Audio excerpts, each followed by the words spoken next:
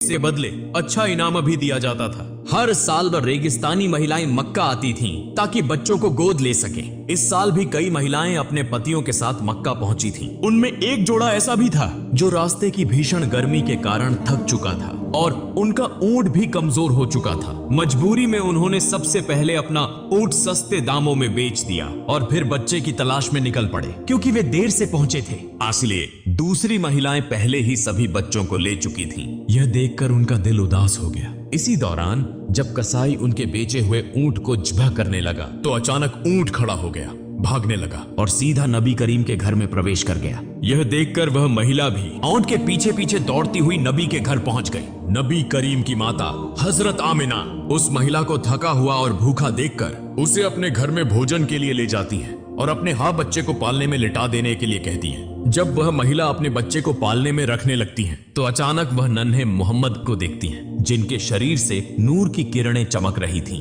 यह देखकर वह महिला आश्चर्यचकित रह जाती है। फिर उन्होंने नन्हे मोहम्मद को अपनी गोद में उठा लिया और उन्हें भूखा देखकर दूध पिलाया। यही महिला नबी की दूध माँ हजरत हलीमा सादिया थी। चूंकि नबी करीम की परवरिश के लिए ज्यादा इनाम देने वाला कोई नहीं था, इसलिए अब तक किसी ने नबी को गोद नहीं लिया था। इस मामले में हजरत अब्दुल मुत्तलिब और हजरत आमिना हजरत हलीमा और उनके पति से पान की बातचीत करते हैं। हजरत हलीमा और उनके पति यह जानते हुए भी कि उन्हें ज्यादा इनाम नहीं मिलेगा, इस बात पर राजी हो जाते हैं। फिर हजरत आमिना अपनी सारी तकलीफों के बावजूद अपने लखते जिगर को हजरत हलीमा के सुपुर्द कर देती हैं। अब बदले में उन्हें 2 ऊंट और एक गधा दिया जाता है। जब हजरत हलीमा नबी को लेकर अपने इलाके में पहुंचती हैं तो वहां को बारिश होने लगती है। हालांकि इससे पहले कई सालों से वहां बारिश नहीं हुई थी। साथ ही जब से नबी करीम हजरत हलीमा के घर आए तब से उनके घर में अल्लाह की रहमतों की बारिश होने लगी। यूं 2 साल का अरसा गुजर गया। जब मुआहिदे की मुद्दत पूरी हो गई तो हजरत हलीमा और उनके पति नबी करीम को वापस उनकी मां हजरत आमिना के पास ले आते हैं। जैसे ही नबी आते हैं तो खाना ए काबा नूर से जगमगा उठता है। दूसरी तरफ हजरत आमिना अपने बेटे को देखकर खुशी से रो पड़ती हैं। लेकिन इसी वक्त अकाबा के आसपास एक महामारी फैल चुकी थी। साथ ही हजरत अब्दुल मुत्तलिब को खबर मिलती है कि बन यहूदी अब भी नबी को तलाश करने की कोशिश कर रहे हैं। किसी भी खतरे से बचाने के लिए हजरत अब्दुल मुत्तलिब दोबारा नबी को हजरत हलीमा के पास भेज देते हैं। फिर और 2 साल गुजर जाते हैं। अचानक एक दिन हजरत हलीमा सख्त बीमार हो जाती हैं। वहां के हकीम और जादूगर उन्हें ठीक करने की कोशिश करते हैं लेकिन कोई फायदा नहीं होता। यह देखकर नबी जादूगरों को वहां से हटा देते हैं। जैसे ही नबी हजरत हलीमा का हाथ पकड़ते हैं वह अचानक पूरी तरह से सेहतमंद हो जाती है। यह देखकर जादूगर हैरान हो जाते हैं और तुरंत वहां से चले जाते हैं। और लेकिन वे समझ चुके थे कि यही वह खास बच्चा है, इसीलिए उन्होंने यह खबर यहूदियों को दे दी। यह सुनकर नबी को पकड़ने के लिए दुश्मनों ने हजरत हलीमा के घर पर हमले शुरू कर दिए। हजरत हलीमा और उनके पति ने नबी को बचा लिया, मगर वे आने वाले खतरों को भांप चुके थे। इसीलिए हजरत हलीमा के पति नबी को लेकर मक्का के एक पहाड़ की तरफ रवाना हो गए। मगर इस बार जब नबी को ले जाया जाने लगा तो हजरत हलीमा रो पड़ी। जब हजरत अब्दुल मुत्तलिब को यह खबर मिली तो वे नबी के पास पहुंचे और फिर नबी के साथ एक गुफा में तकरीबन 1 साल गुजार दिया। जब नबी वहां मौजूद थे तो घी से पूरा रेगिस्तान जिंदगी से भरपूर हो गया था। फिर एक दिन हजरत आमिना इस गुफा से नबी को लेकर मदीना आती हैं ताकि अपने रिश्तेदारों से मुलाकात करें और नबी के बीवी वालिद हजरत अब्दुल्लाह की कब्र की जियारत करें। दरअसल नबी करीम की पैदाइश से 2 महीने पहले हजरत अब्दुल्लाह तिजारत के सिलसिले में मदीना आए थे, जहां वह बीमार हो गए और इंतकाल कर गए। इसीलिए मदीना में ही उन्हें दफन किया गया था।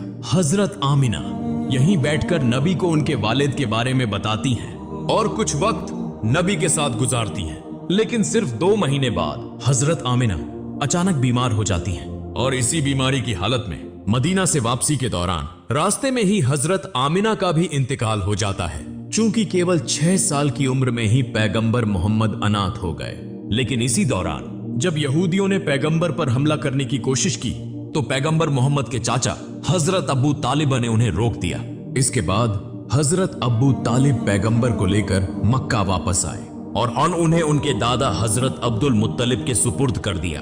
पैगंबर मोहम्मद और हजरत अब्दुल मुत्तलिब हमेशा साथ रहते थे, यहाँ तक कि काबा की देखभाल, हज के लिए आने वाले जायरीनों की सेवा में पैगंबर अपने दादा की मदद किया करते थे।